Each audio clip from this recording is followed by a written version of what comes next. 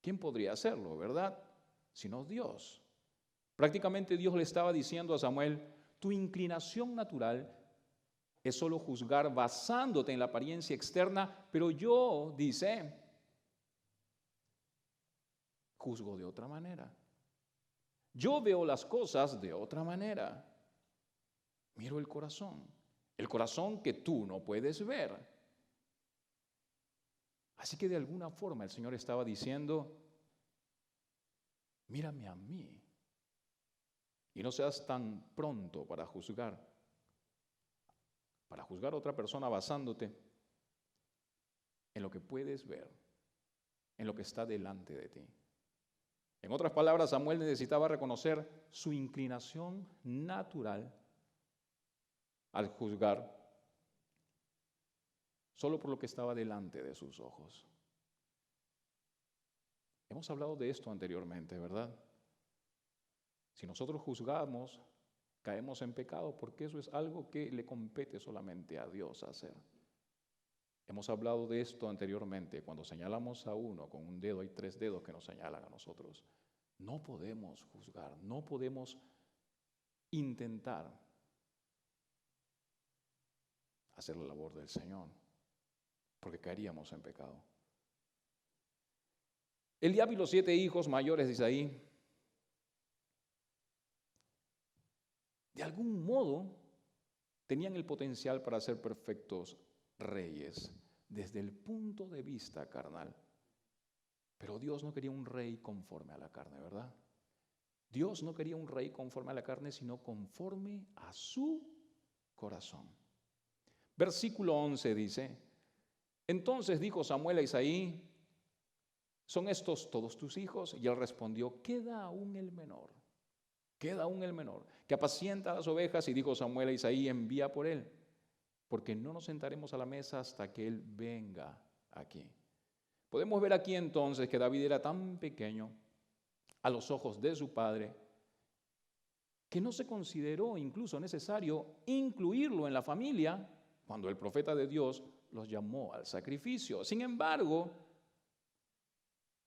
lo que no era valioso para el hombre era sumamente valioso para Dios.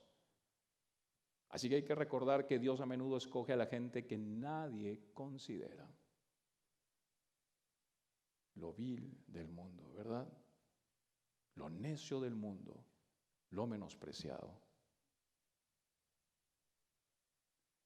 Primera de Corintios 1, versículos 27 al 29 dice, sino que lo necio del mundo escogió Dios para avergonzar a los sabios, y lo débil del mundo escogió Dios para avergonzar a lo fuerte, y lo vil del mundo y lo menospreciado escogió Dios, y lo que no es para deshacer lo que es, a fin de que nadie se jacte en su presencia.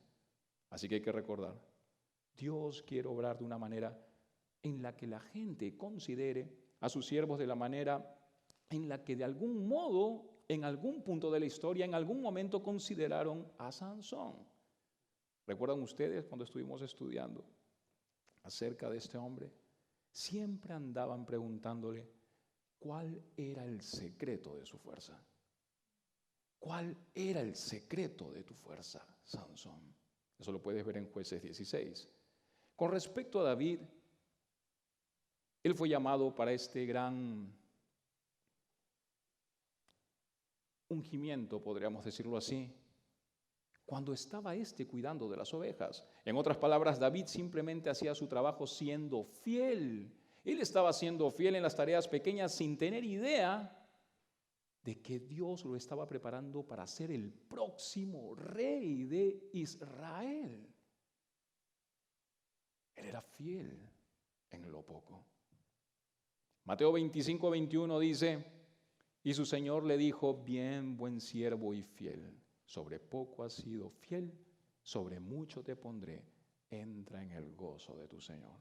Así que ahí estaba David, cumpliendo su labor, y en medio de esa situación Dios estaba preparando su corazón. El Señor estaba preparando su corazón para lo porvenir. En medio de todo esto, en medio de toda esta situación, Dios edificó en él un corazón para cantar sobre su gloria. Para cantar sobre su gloria en toda la creación. Eso lo puedes ver en los Salmos. Salmos 19, Salmos 8 también habla al respecto. Así que durante esos años, Dios formó en David un corazón que cantaría sobre Jehová como su pastor. El Señor estaba forjando en él, estaba formando en él un hombre de acuerdo a su corazón. Salmos 23 dice, Jehová es mi pastor. Mira esta declaración. Jehová es mi pastor, nada me faltará. En lugares de delicados pastos me hará descansar, junto a aguas de reposo me pastoreará. Confortará mi alma, me guiará por sendas de justicia, por amor de su nombre. Aquí vemos a un hombre que creía en las promesas de Dios, estaba realmente asentado en las promesas de Dios. Aunque ande en valle de sombra de muerte, no temeré mal alguno, porque tú estarás conmigo. Tu vara y tu callado me infundirán aliento, aderezas mesa delante de mí en presencia de mis angustiadores. Unges mi cabeza con aceite, mi copa está rebosando. Ciertamente el bien y la misericordia me seguirán todos los días de mi vida.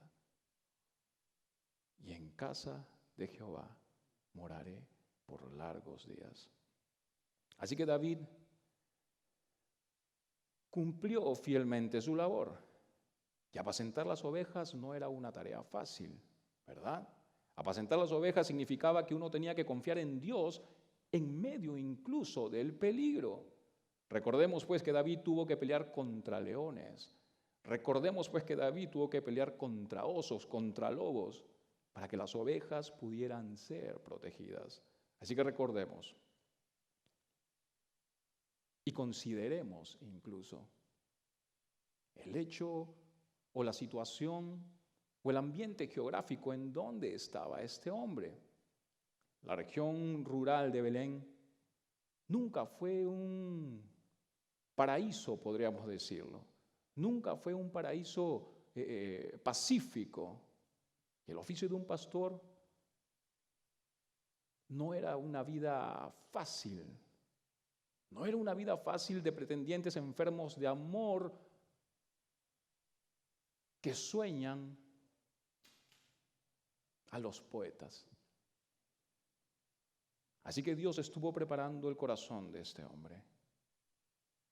En otras palabras, los años de David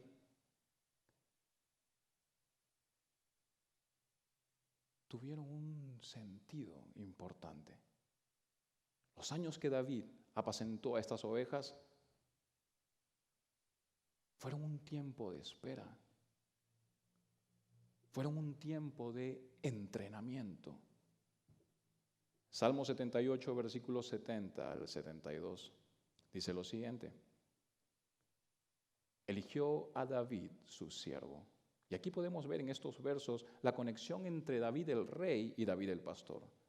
Eligió a David, su siervo, y lo tomó de las majadas de las ovejas. Detrás, dice, las paridas los trajo, para que apacentase a Jacob su pueblo y a Israel su heredad.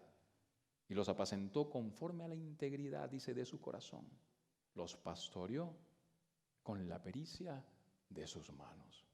Versículos 12 al 13 de 1 Samuel 16 dice, envió pues por él y le hizo entrar, y era rubio, hermoso de ojos y de buen parecer. Entonces Jehová dijo, levántate y úngelo, porque este es.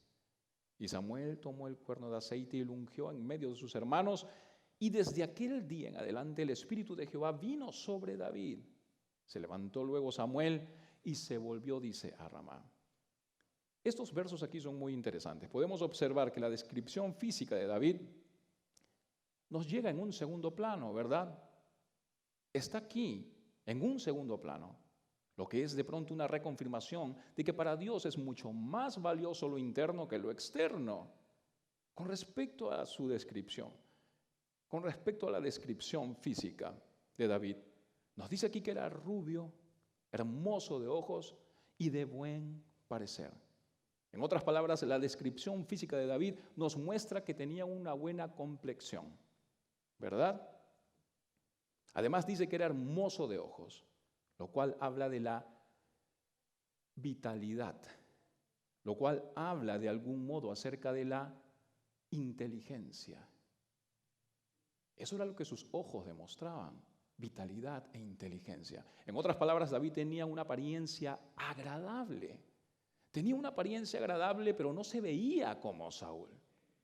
¿Sí? No se veía como Saúl, el cual tenía una apariencia de un líder, el cual tenía una apariencia de un rey. Era totalmente distinto a Saúl. Para entenderlo mejor, era alguien que se veía bien, pero no era alguien que hubieras visto y hayas dicho, ese es un líder nato. ¿Me dejo entender? Ese es un rey. Ese no era David. Lo que la gente decía, ¿verdad? Cuando veía a Saúl. Ahora, algo para que tengas como referencia aquí. No sabemos qué edad tenía David en ese momento.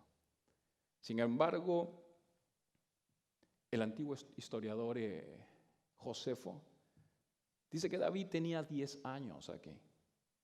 Interesante, ¿verdad? Sin embargo, algunos estudiosos de la Biblia creen que tenía alrededor de 15 años en este momento. Así que podemos ver más o menos el rango. El verso 12 dice, entonces Jehová dijo, levántate y úngelo, porque este es.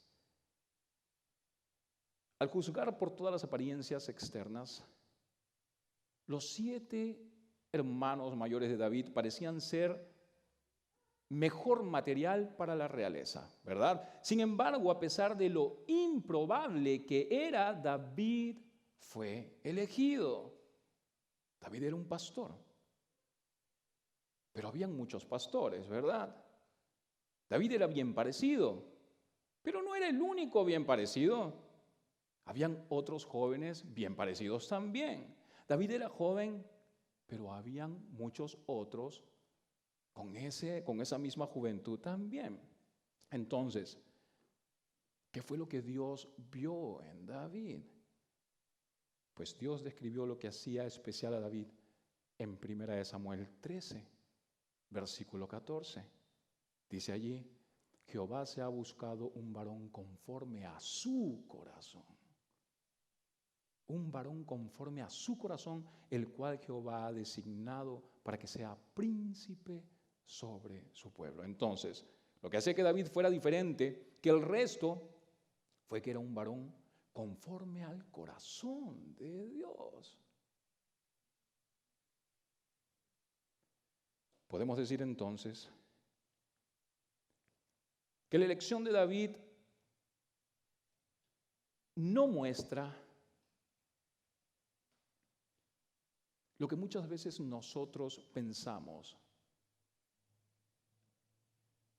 al tomar decisiones en elección. La elección de David nos muestra que no tenemos que renunciar a nuestros trabajos y entrar en un ministerio de tiempo completo para ser un pueblo conforme al corazón de Dios. No necesitamos ser famosos o prominentes para ser un pueblo conforme al corazón de Dios. No tenemos que ser respetados o incluso agradables a otros para ser un pueblo conforme al corazón de Dios. No necesitamos ningún tipo de estatus, ningún tipo de influencia, poder, respeto o aprobación de los hombres, o de pronto grandes responsabilidades para ser un pueblo conforme al corazón de Dios. ¿De dónde sacó David entonces este carácter? Evidentemente al pasar el tiempo con Jehová, ¿verdad? Era un hombre que pasaba tiempo con Dios, pero alguien tuvo que indicarle ese camino. David no dice nada de su padre, pero 2 veces en los salmos se refiere a su madre como sierva de Jehová.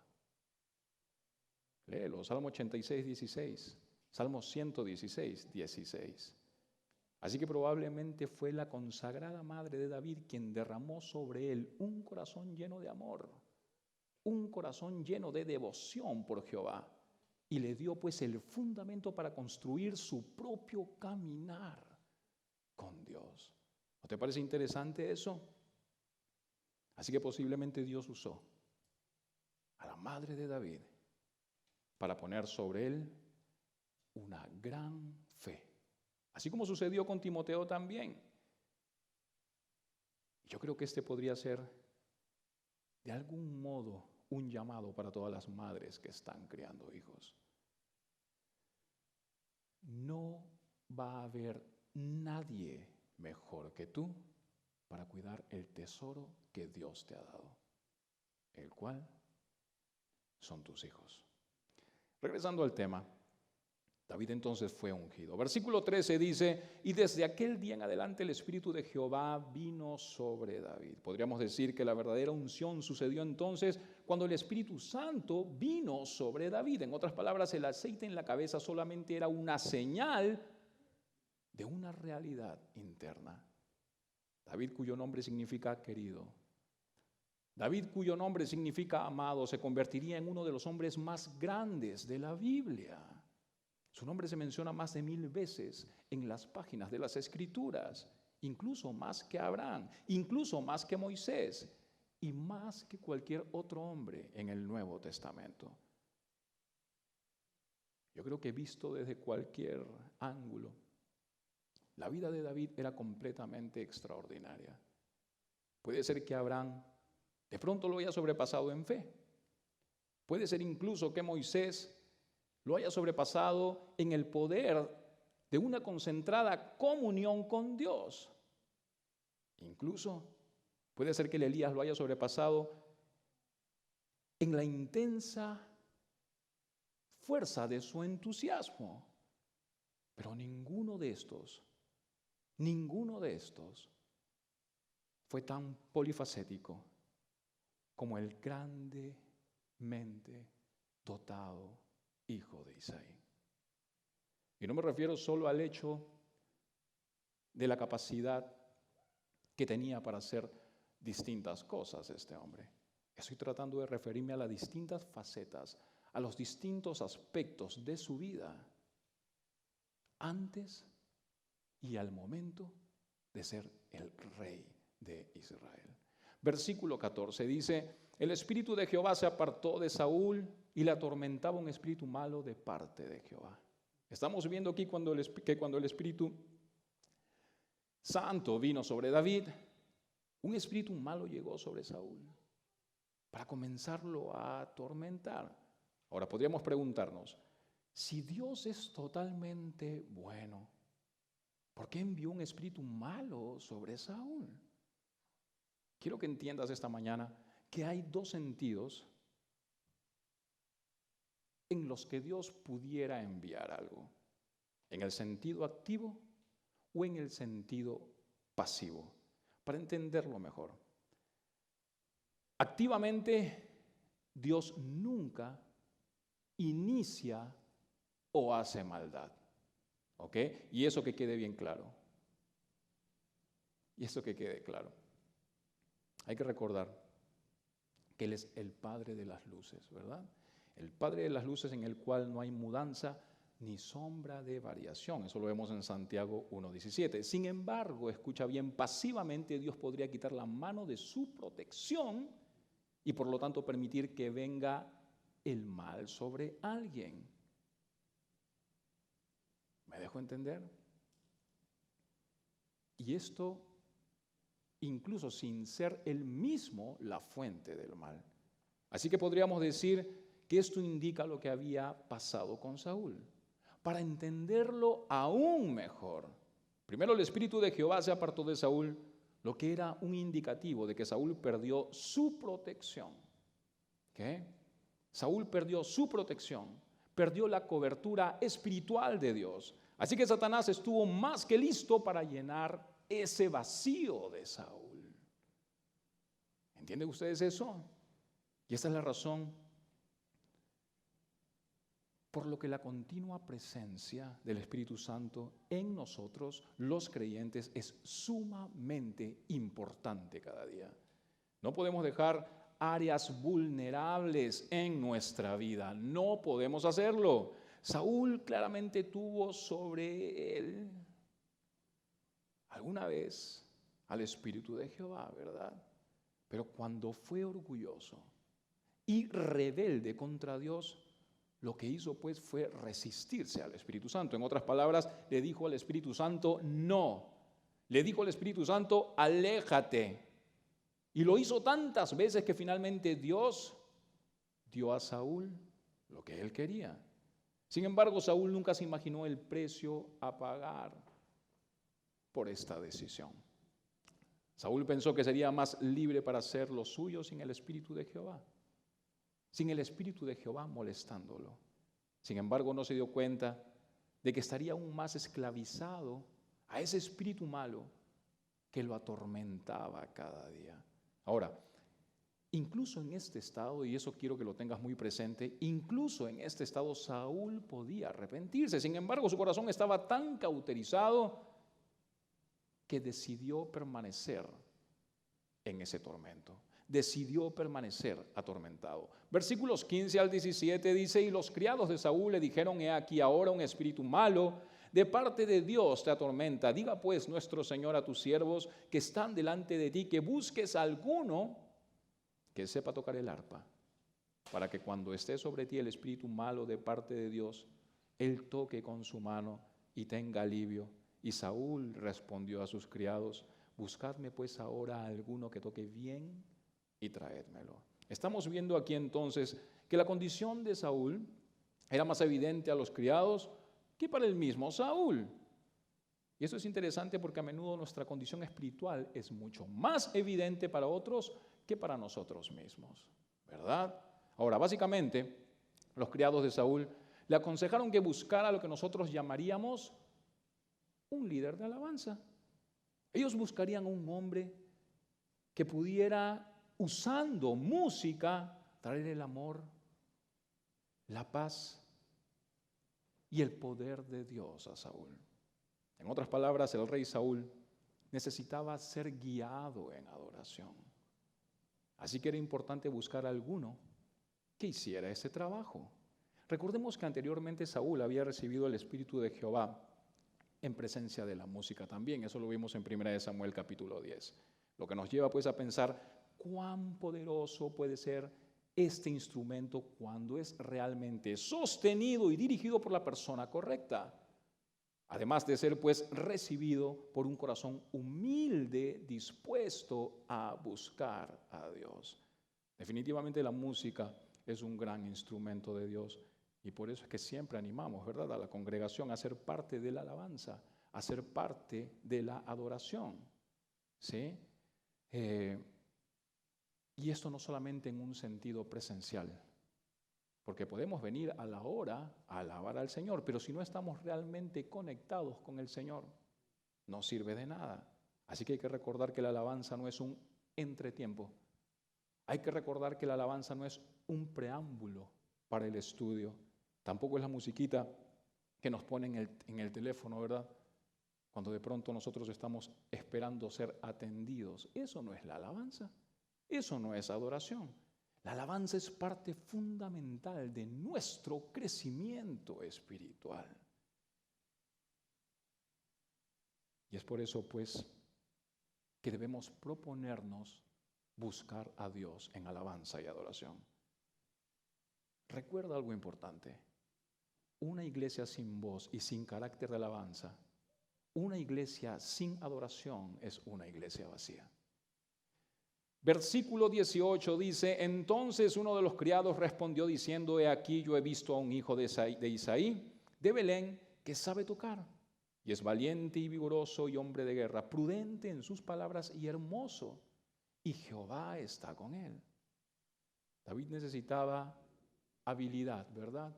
Necesitaba habilidad para guiar a Saúl en adoración y para ministrarlo a través de la música. Ahora, ¿acaso esto significa que una persona debe ser virtuosa delante de Dios antes de que pueda ser usada? Por supuesto que no. Sin embargo, eso tampoco significa que no puede tolerarse una actitud casual. Esto no significa que puede tolerarse tampoco una actitud despreocupada, una actitud floja, una actitud que diga, no es necesario practicar, ¿verdad? En otras palabras, Todos nosotros necesitamos reconocer y ejercitar los dones que Dios nos ha brindado. Todos nosotros necesitamos reconocer y ejercitar los dones que Dios nos ha brindado.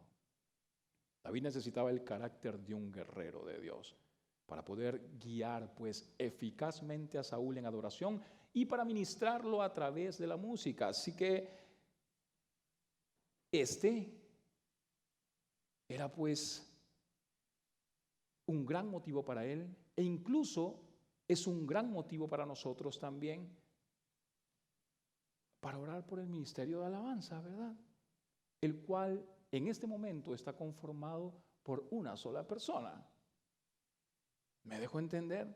Lo que pone en nosotros una mayor carga aún, o debería poner en nosotros una mayor carga aún, porque el enemigo va a atacar a esa persona. ¿Me dejo entender? El ministerio de oración es de constante un campo de batalla. Frecuentemente en un ministerio de adoración hay conflictos, hay disputas rodeando al ministerio de oración. Y si alguien no está equipado, y si alguien no está listo para la guerra espiritual, definitivamente va a ser herido. En todos los aspectos, incluso emocional y espiritual. Y probablemente esta persona va a herir a otros también. Así que mucho de lo que hace a una persona un buen músico o un buen artista va en contra del verdadero ministerio de adoración. La necesidad de satisfacer al ego y los deseos de destacar, de protagonismo y atención, cada uno de estos trabaja en contra de la adoración eficaz. Regresando a David, Jehová está con él. Y este es el atributo más importante y resaltante de David. Versículos 19 al 23 dice: y Saúl envió mensajeros a Isaí diciendo: envíame a David tu hijo. Y el que está, dice, con las ovejas. Y tomó Isaí un asno cargado de pan, una vasija de vino y un cabrito. Y los envió, dice, Saúl por medio de David su hijo. Y viniendo a David a Saúl, estuvo delante de él, y él le amó mucho. Y le hizo su paje de armas, y Saúl envió a decir a Isaí: yo te ruego que esté David conmigo, pues ha hallado gracia en mis ojos. Y cuando el espíritu malo de parte de Dios venía sobre Saúl, David tomaba el arpa y tocaba con su mano, y Saúl tenía alivio y estaba mejor, y el espíritu malo se apartaba de él. Vemos algo muy importante aquí. David no tuvo que manipular su camino al palacio, ¿verdad? David no tuvo que manipular su camino hacia el favor de Saúl. Dios mismo, escucha bien, fue Dios mismo quien abrió las puertas en el tiempo perfecto. David no tuvo que preguntarse: ¿esto viene de Jehová o viene de mí? Porque él dejó que Jehová abriera las puertas. ¿Entienden eso? Así que no me sorprende que David haya avanzado tan repentinamente de ser, pues, un despreciable y pobre pastor a tener una buena reputación. Porque estos fueron los efectos del Espíritu del Señor al cual él recibió cuando fue ungido. Además estamos viendo aquí que Saúl lo nombró incluso paje de armas, ¿verdad? Una importante y confiada posición. Es lo que estamos leyendo aquí. En otras palabras, David había sido nombrado como su ayudante principal en batalla, sabiendo pues que la vida de un soldado a menudo dependía del valor y la fidelidad de su paje de armas. Saúl sabía que David era digno de esa posición. Así que este fue un tiempo importante en la vida de David, un tiempo importante de entrenamiento para el destino que Dios tenía escrito para él. Creo yo que por primera vez él vivía en la corte real, ¿verdad? Y empezó pues él a aprender de las costumbres, empezó pues él a aprender de los modales que necesitaba para saber cómo ser un buen rey más adelante. Entonces podríamos decir que esta fue la segunda etapa de su entrenamiento antes de tomar el lugar de rey para Israel. Fue puesto al lado del mismo rey. ¿Puedes creerlo? Fue puesto al lado del mismo rey y dentro del palacio en donde Dios mismo iba a seguir capacitándolo. Así que Dios usó a David para ministrar a Saúl. Y David se alegró totalmente de ser usado. Sin embargo, las cosas no permanecerían así por mucho tiempo. Dios estaba trabajando de maneras que ninguno podía ver en ese momento. Quizá a nosotros nos parece bastante claro desde una perspectiva distante, ¿verdad? Pero en su momento tal vez solamente Samuel sabía lo que estaba sucediendo y lo que estaba por suceder. Así que hay que recordar esto. Quizá no entiendas lo que está aconteciendo en tu vida hoy mismo. Sin embargo, es muy posible que Dios esté preparándote. Es muy posible que Dios esté preparando tu vida para lo porvenir. Así que hay que recordar, será Él mismo quien abrirá camino. Será Dios mismo quien abrirá camino si permaneces fiel. Y eso es algo muy importante de reconocer. Si permaneces fiel, si permaneces confiado, si permaneces humilde. Lo hemos dicho muchas veces, ¿verdad? Las promesas de Dios están supeditadas a la fe, a la obediencia y a la paciencia. Las promesas de Dios están supeditadas a la fe, a la obediencia y a la paciencia. Dios estaba obrando en la vida de este hombre. Un hombre lleno de fe, un hombre obediente y un hombre paciente. Dios tenía un plan para su vida, así como tiene un plan para cada uno de nosotros también. Una vez más, si actuamos en fe, obediencia y paciencia.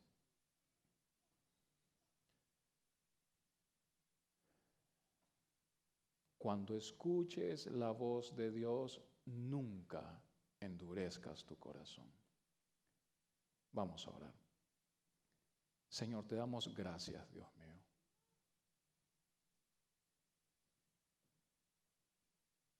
Gracias por tu palabra.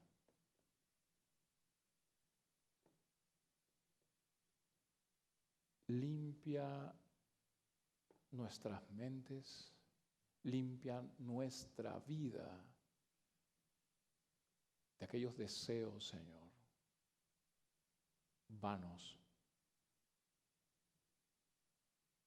Enfócanos en ti. Dirígenos a ti. Sé tú, Señor, quien abre camino. Que podamos permanecer confiados, que podamos permanecer, Señor, humildes, que podamos, Señor, permanecer obedientes y que la paz que sobrepasa todo entendimiento habite en nosotros. Queremos dejar todas nuestras cargas en tus manos, sabiendo, Señor, porque tu palabra lo dice, que tu voluntad es perfecta. Te pido por esta iglesia, Señor. Levanta siempre, Señor, el hambre de poder, Dios mío, escucharte y tener tu palabra, Señor, como dice Salmos 1, como delicia, como un manjar. Llénanos de ti, Señor, de tu Espíritu. Que podamos confiar en ti, Señor. En tu nombre, Cristo Jesús. Para tu gloria, Señor, queremos alabarte, queremos cantar, queremos adorarte en espíritu y en verdad, porque es tan importante la adoración. Te quiero pedir, Señor, esta mañana por Jorge, por el líder, Señor, de la alabanza aquí, Señor, de esta iglesia, para que cuide su corazón, cuide su mente, Señor, para que le des hambre de tu palabra, Señor, para que lo fortalezcas, para que lo haga, Señor, el hombre que tú quieres que sea. Un hombre, Señor, conforme a tu corazón. Te pido, Señor, por nosotros, para que podamos, Señor, apoyarlo en oración y para que podamos, Señor, poder conectarnos, Señor, contigo, Señor, y alabar, Señor, gritar a fuerte voz el hecho, Señor, de cuánto te amamos, de cuánto, Señor, te apreciamos, de cuánto, Señor, o cuán agradecidos estamos, Dios mío. Porque tú estás con nosotros, Señor, cada día, Señor. Las 24 horas del día, Señor, estás allí. Y tenemos mucho, Señor, por qué agradecerte. Gracias por tu provisión, gracias por tus bendiciones, Señor, constantes en nosotros, en nuestras vidas, Señor. Aquellas bendiciones que nos hacen recordar día a día, Señor, que ahí estás, a pesar de que muchas veces somos infieles.